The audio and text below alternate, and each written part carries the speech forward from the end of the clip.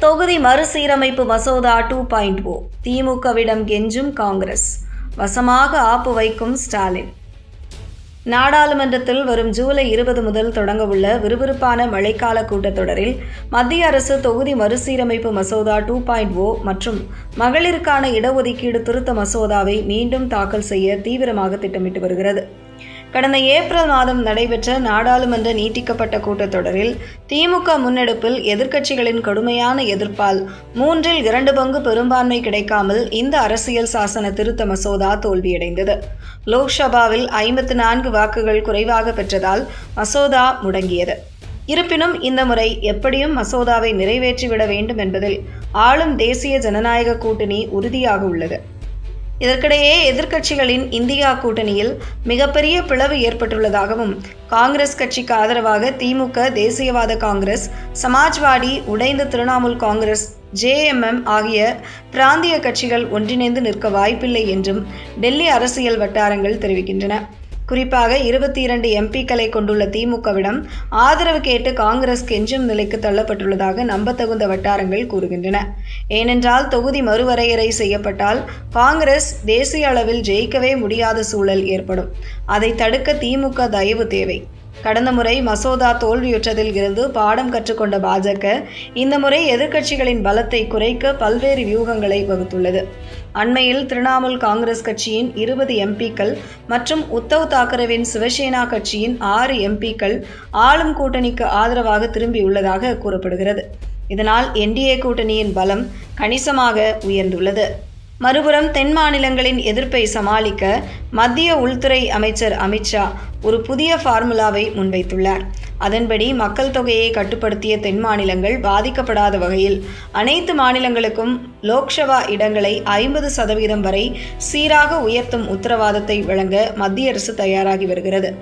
இதன் மூலம் லோக்சபா MPக்களின் எண்ணிக்கை 543 850 அதிகரிக்கும். காங்கிரஸ் மற்றும் திமுக இடையே சமீப காலமாக தொகுதி பங்கீடு மற்றும் சில அரசியல் காரணங்களால் விரிசல் ஏற்பட்டுள்ளதாக கூறப்படுகிறது. அண்மையில் நடைபெற்ற இந்தியா கூட்டணியின் ஆலோசனை கூட்டங்களை திமுக புறக்கணித்ததை தொடர்ந்து பாஜக தலைமை நேரடியாக திமுகவை அணுகியுள்ளதாக தகவல்கள் வெளியாகியுள்ளன. தமிழகத்தின் பிரதிநிதித்துவம் எந்த காலத்திலும் குறையாது என்ற சட்டப்பூர்வ உத்தரவாதத்தை அளிக்க மத்திய அரசு தயாராக இருப்பதாக தெரிகிறது. இதனால் மசோதாவுக்கு எதிராக இன்னும் திமுக அதிகாரப்பூர்வமாக எந்த முடிவும் அறிவிக்காமல் அனைத்து கட்சி கூட்டம் வரை மௌனம் காத்து வருகிறது. திமுகவின் இந்த மௌனம் காங்கிரஸ் தலைமைக்கு பெரும் கலக்கத்தை ஏற்படுத்தியுள்ளது. திமுகவின் 22 MPக்கள் மசோதாவை ஆதரித்தாலோ அல்லது வாக்கெடுப்பை புறக்கணித்து வெளிநடப்பு செய்தாலோ அது பாஜகவுக்கு சாதகமாக முடிந்துவிடும். இதனால் திமுகவை சமாதானப்படுத்தவும் தங்களுக்கு ஆதரவாக நிற்க வைக்கவும் காங்கிரஸ் மூத்த தலைவர்கள் தீவிர முயற்சியில் ஈடுபட்டு வருகின்றனர். மகாராஷ்டிராவில் சரத்பவாரின் தேசியவாத காங்கிரஸ் கட்சி இந்த மசோதாவுக்கு நிபந்தனை ஆதரவு அளிக்க முன்வந்துள்ளது. கட்சியின் செயல் தலைவர் சுப்ரியா சுலே பேசுகையில், எந்த மாநிலத்திற்கும் அநீதி இழைக்காத வகையில் 50% இடங்கள் சீராக அதிகரிக்கப்பட்டால் மசோதாவை ஆதரிப்பது குறித்து பரிசீலிப்போம் என தெரிவித்துள்ளார். மகாராஷ்டிராவில் சரத்பவார் தரப்பு நடத்திய ரகசிய கூட்டங்களும் இதையே உணர்த்துகின்றன.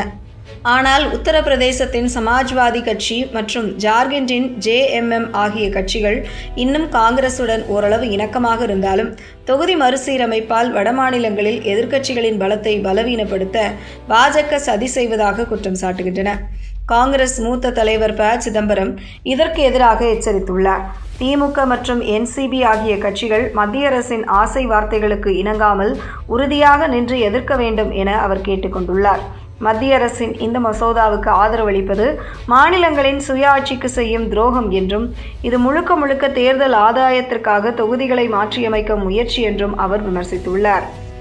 ஆனால் உத்தரப்பிரதேசத்தின் சமாஜ்வாதி கட்சி மற்றும் ஜார்க்கண்டின் JMM ஆகிய கட்சிகள் இன்னும் காங்கிரசுடன் ஓரளவு இணக்கமாக இருந்தாலும் தொகுதி மறுசீரமைப்பால் வடமாநிலங்களில் எதிர்க்கட்சிகளின் பலத்தை பலவீனப்படுத்த பாஜக சதி செய்வதாக குற்றம் சாட்டுகின்றன. காங்கிரஸ் மூத்த தலைவர் ப. சிதம்பரம் இதற்கு எதிராக எச்சரித்துள்ளார். திமுக மற்றும் NCP ஆகிய கட்சிகள் மத்திய அரசின் ஆசை வார்த்தைகளுக்கு இணங்காமல் உறுதியாக நின்று எதிர்க்க வேண்டும் என அவர் கேட்டுக்கொண்டுள்ளார். மத்திய அரசின் இந்த மசோதாவுக்கு ஆதரவளிப்பது மாநிலங்களின் சுயாட்சிக்கு செய்யும் துரோகம் என்றும், இது முழுக்க தேர்தல் ஆதாயத்திற்காக தொகுதிகளை மாற்றியமைக்க முயற்சி என்றும் அவர் விமர்சித்துள்ளார்.